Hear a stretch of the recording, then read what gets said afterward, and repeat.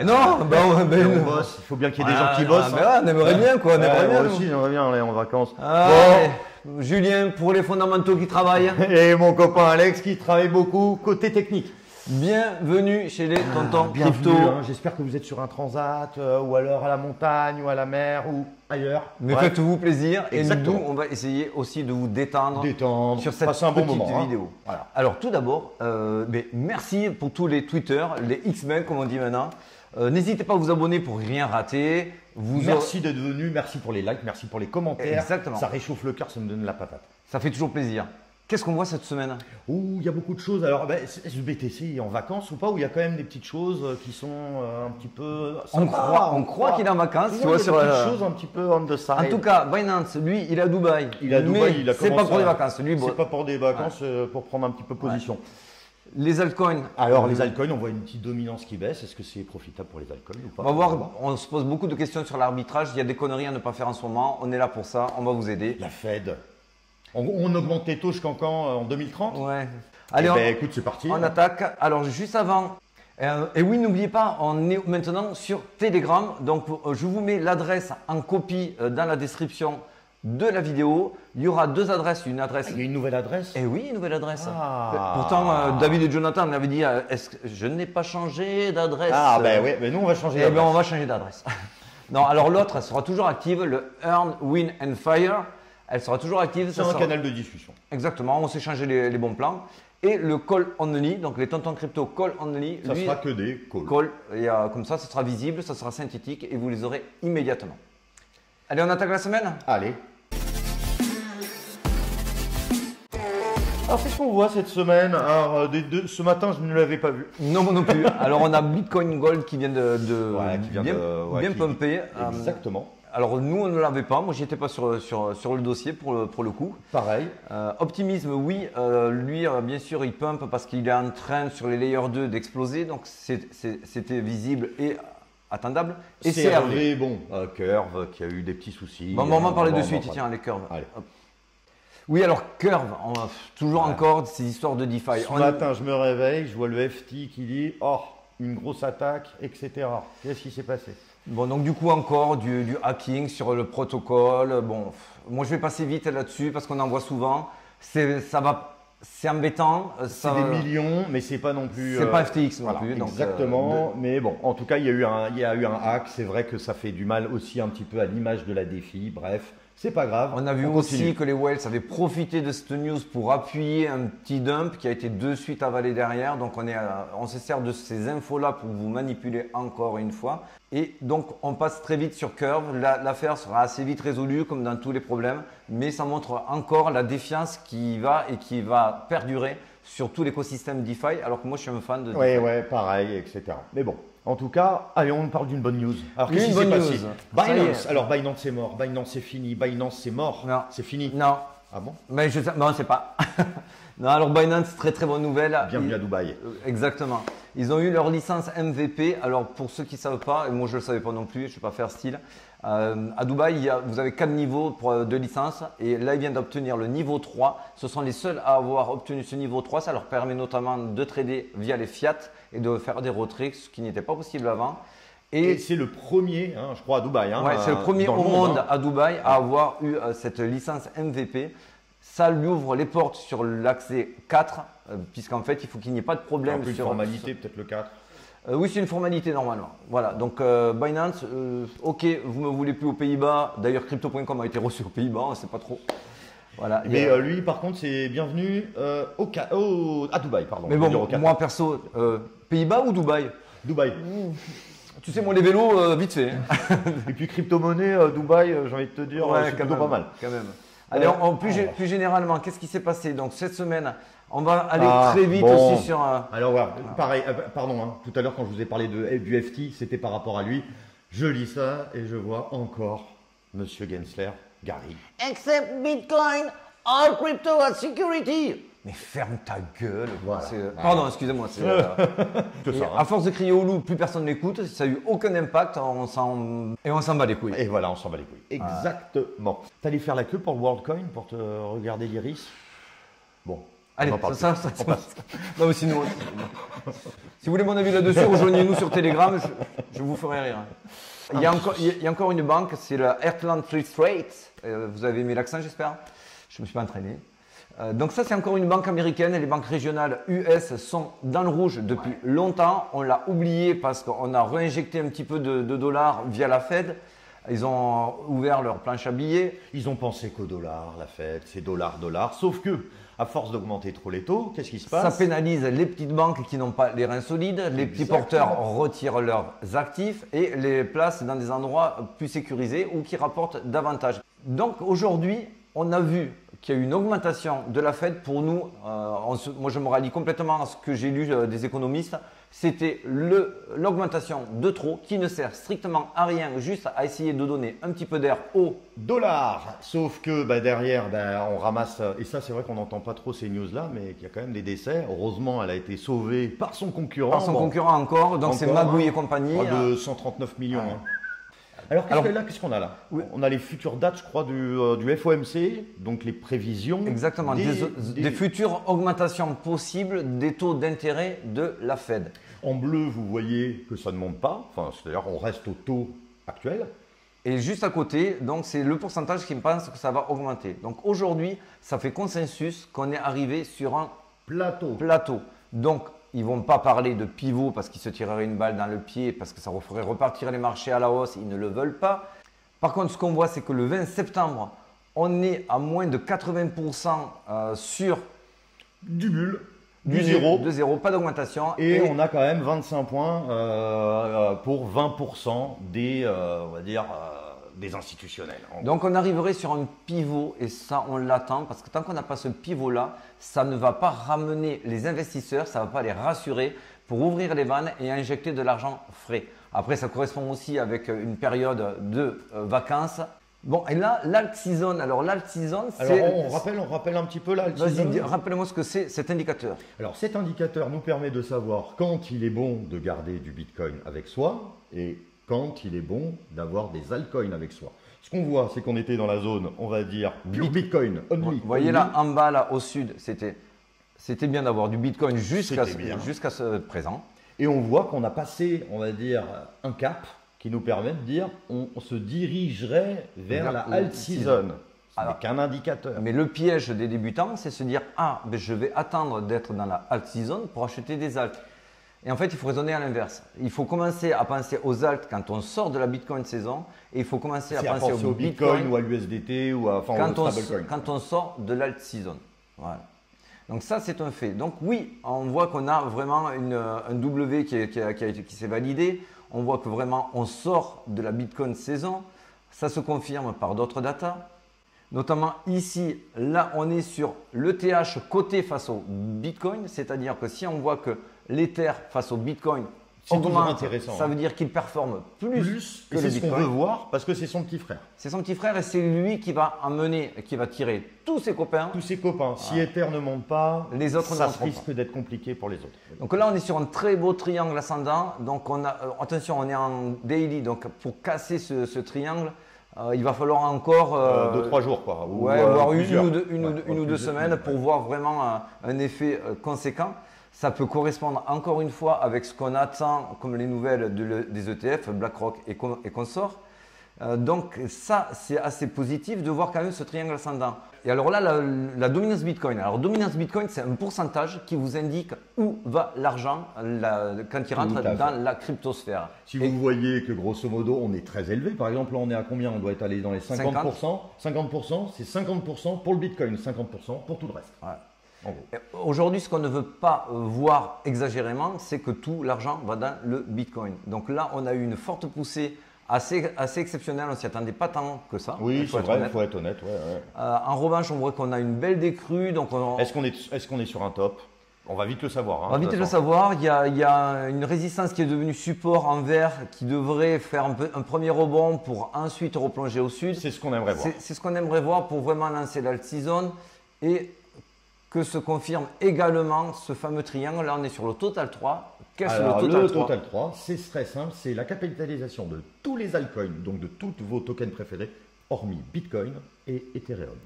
Et en fait, ça, pourquoi c'est important? Parce qu'en fait, on ne pourra dire qu'on est dans une alt season, c'est-à-dire que les alts que vous achetez vont enfin cracher, vont enfin être performantes, que quand on verra que l'argent qui rentre dans la cryptosphère va dans vos altcoins. Et ce graphique-là, lui, vous l'indique. Donc, il faut qu'on sorte de ce triangle ascendant. Heureusement, c'est un triangle ascendant, c'est une pattern bullish. Et là aussi, on est en daily, donc là aussi, il faudra attendre quand même quelques semaines pour voir réellement si on casse le triangle vers le haut ou pas. Mais ça, c'est ultra important parce que là, on parle de beaucoup d'argent. Hein, oui, donc, oui. voilà, donc c'est sûr que si on voit vraiment que ça casse, vous allez tout de suite voir dans vos portefeuilles une belle embellie. Une belle embellie. Voilà, ça c'était donc la conclusion, c'est aujourd'hui, on voit qu'on sort des plus bas sur les alts. Donc aujourd'hui, vendre ces alts qui sont encore au plus bas pour du Bitcoin qui, lui, on vous l'a montré, est en train de sortir de sa Bitcoin saison. Et on peut comprendre, hein, on sait que les gens, souvent, quand on voit ça, on se dit, mais je deviens maximaliste Bitcoin, parce qu'en fait, il n'y a que le Bitcoin. Ça revient chaque cycle. C'est un biais cognitif, l'être humain achète quand c'est vert et vend quand c'est rouge. Oui. Et en fait, le biais voudrait qu'il soit à l'inverse de cela, mais l'être humain est fait ainsi. Donc oui, aujourd'hui, on devrait bien plus acheter d'alt que de Bitcoin, mais aujourd'hui, ça reste quand même dangereux. Donc, on vous fait quand même un petit disclaimer. Exactement. Et c'est pour ça que si vous devez vous risquer, il faut que ce soit sur des large caps. Les large caps, c'est des grosses capitalisations. On va dire, vous regardez le top 30, top 20, voilà, ce qui va vous plaire. Ether, BNB, voilà, et dedans, Matic, Solana, tout ce que vous voulez. Etc. Link, très bien. On attaque pour l'analyse Bitcoin? Allez, c'est parti. Alors, on est neutre. Alors très rapide, on est neutre. Par contre, ça short à mort. Ça short à mort, donc bon. c'est parfait. C'est ce qu'on veut exactement par rapport à notre scénario. Daily FX, génial. Donc ça, c'est le sentiment du marché. C'est très très simple. On voit, si vous regardez toutes les lignes vers le bas, vous allez voir que du rouge. Ça veut dire que le psychologie est short. C'est bear. Tout le monde est bearish. Tout le monde pense que ça va descendre. Ça va tellement descendre que moi, je n'y crois pas. Voilà, ça c'est. Je vous invite pas à me suivre. Il faut toujours faire le contraire, hein, c'est sûr. Hein, ça.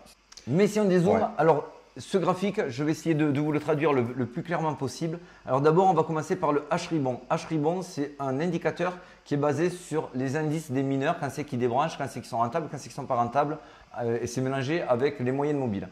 Donc ici, il y a deux pastilles importantes à connaître dans le H-ribbon. C'est les pastilles vertes. Plus elles sont vertes foncées, donc là c'est le cas où vous en avez deux très vertes, plus les mineurs sont en capitulation. Donc c'est souvent un très bon signe pour acheter à ce moment-là.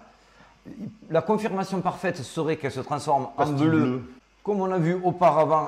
Tout simplement, quand on était sur le bottom. C'est d'ailleurs grâce à lui, entre autres, qu'on a pu vous donner le bottom au millimètre près.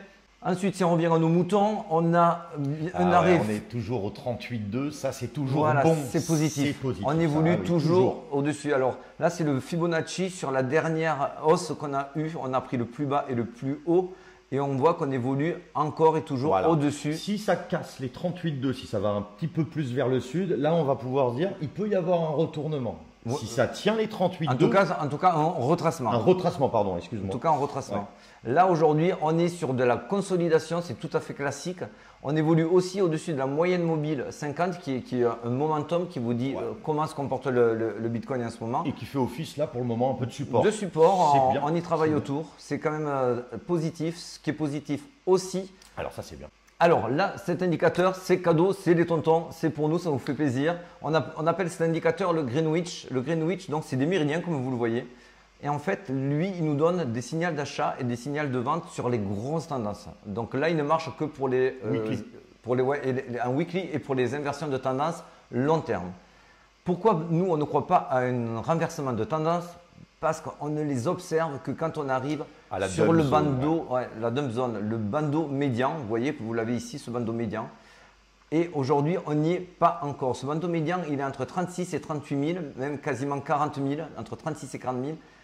Quand on sera dans ce bandeau, on pourra savoir si pour les traders, peut-être faire des petites actions. Pour les holders, est-ce que vous voulez vendre à la moitié ou attendre le fameux prochain sell? Je ne vais pas vous refaire tout l'historique, mais par exemple, ici, à chaque fois qu'on est allé, bien sûr, vous voyez la précision à laquelle il vous trouve les bottoms. Et à chaque fois qu'on rentre dans le bandeau, ça fait office de résistance. on est rejeté ou pas, mais en tout cas, on y travaille tout le temps dans ce bandeau avant de savoir s'il y a une prise de profit ou s'il y a une continuation de rallye, voire de bull run. Donc pour dire grosso modo, on ne peut rien prédire avant d'être arrivé dans cette zone médiane. Exactement. Pour l'instant, tant qu'on n'est pas dans cette zone médiane, nous, on vous parlera de rallye, on ne vous parlera pas de bull run. Et quand on sera dans cette zone-là, on sera très attentif. Ça sera certainement aussi dû au fait des acceptations des ETF. Tout à fait. Et je pense qu'on va rester dans cette dump zone, dans ce bandeau médian, le temps d'avoir l'accumulation de BlackRock sur ces ETF. En tout cas, hein, comme on disait tout à l'heure, il avait le beau sel, hein, on aurait bien voulu. J'aurais bien aimé le connaître il y a quelques années, celui-ci. Ouais. Pour vous conforter sur le fait des accumulations, vite fait, on vous l'avait montré aussi semaine dernière également. Donc on voit qu'aujourd'hui les Whales rachètent à 29 200, encore plus que quand c'était ici à 30 200. Ça veut dire quoi? Ça veut dire qu'elles ont manipulé le cours pour aujourd'hui se retrouver à bague égale, mais avec moins de Bitcoin à 30 300 et plus de Bitcoin à 29 300. Alors vous allez nous dire, c'est des toutes petites variations, mais pour des gens comme ça qui ont énormément de sous, ça fait des grosses sommes. C'est pas énorme rien, pour c'est eux. énorme. Dernier point, alors oui, bien sûr, on a vu qu'il y avait une divergence baissière sur le RSI, mais pourquoi on ne vous en parle pas? Parce qu'elle a fait déjà son travail, cette divergence. Je vous la supprime, divergence baissière, puisqu'on a vu le cours qui a capoté, qui a plutôt consolidé que capoté. Et on se retrouve quand même, malgré tout, sur un bull flag. Et pour moi, les bull flags sont bien plus puissants que plein d'autres indicateurs. Et que là, aujourd'hui, on voit que les objectifs sont d'aller en premier lieu dans cette zone grise qui est des 31 000, autour des 31 000. Et la suivante, 36, 38, voire 40, ça nous rappelle pas la dump zone de tout à l'heure? Et donc la zone du haut où on viendrait en haut de canal nous ramènerait exactement à notre dump zone ou la zone médiane. Zone médiane, voilà, la zone grise. Voilà. Ça aurait tout son sens de pouvoir arriver là, puisqu'il y a plusieurs métriques qui les montrent. Donc pour nous, ça a du sens que c'est plus à la hausse. Et pourquoi moi je pense très sincèrement que c'est plus à la hausse. Je vais vous expliquer mon point de vue. Comme ça, vous comprendrez aussi que je ne suis pas permaboule, mais c'est juste une histoire de déduction. Ouais. Et pourquoi nous on privilégie toujours un scénario haussier, même si on n'accepte pas qu'il peut y avoir une mèche à 28, voire 27, on arriverait sur la résistance du canal haussier. Ce n'est pas méchant. Mais pour moi, je pense très sincèrement que toutes ces spikes seront à racheter. On le voit encore aujourd'hui. Pourquoi? Parce que, et c'est mon sentiment, mais c'est aussi un petit peu mon esprit contrarien. On est tous d'accord pour dire que BlackRock, aujourd'hui, avec ses ETF, ils sont obligés d'anticiper une acceptation ou pas de leur ETF. Ils ne peuvent pas se réveiller avec la SEC qui leur dit c'est bon, c'est accepté. T'en as des bitcoins? Et j'ai pas de bitcoin. Non, c'est des grands groupes qui sont obligés d'anticiper cela et ils achètent des bitcoins forcément à discrétion. Qu'ils aient leur ETF ou pas, nous bien sûr on pense que c'est parti gagner d'avance, mais que pour eux, même s'ils pensent qu'ils ont une chance de ne pas les avoir, ils sont obligés de constituer un stock de bitcoin. Et à discrétion, le maximum possible pour ne pas faire pumper trop le bitcoin, puisque eux, ils aimeraient quand même avoir un stock maximal. Donc voilà, on ne va pas trop au nord, mais pourquoi on n'irait pas trop au sud aussi? Parce qu'en fait, c'est assez simple. Si BlackRock était tout seul sur le marché, il l'aurait fait. Mais il laisse tomber le prix et il rachète plus bas et lui, il est content avec ça, parfait. Sauf qu'aujourd'hui, il y a Fidelity, ils sont 8 aujourd'hui. Tous les concurrents de BlackRock, ils y sont. Alors vous pouvez me dire, ils peuvent s'entendre. Alors s'entendre avec un ou deux, c'est possible. Mais s'entendre avec tout le monde, c'est quasi impossible. Il y aurait des fuites et là, ça serait très grave pour eux. Donc, qu'est-ce qui va se passer? À mon sens, à chaque fois qu'il y aura une spike, BlackRock se sentira obligé de racheter pour protéger parce qu'il ne va pas laisser racheter non plus Vanguard, il ne va pas laisser Fidelity et autres les racheter. Donc il va y avoir une petite course à l'échalote pour racheter ces spikes. C'est pour ça qu'aujourd'hui, sur la psychologie pure de marché, je ne peux pas croire à un retournement. Bien sûr, ils sont opportunistes. Bien sûr, s'il y a une mauvaise news comme CRV et autres, ils appuieront vite fait pour essayer de faire tomber le cours et de racheter comme je vous l'ai montré sur iBlock juste auparavant.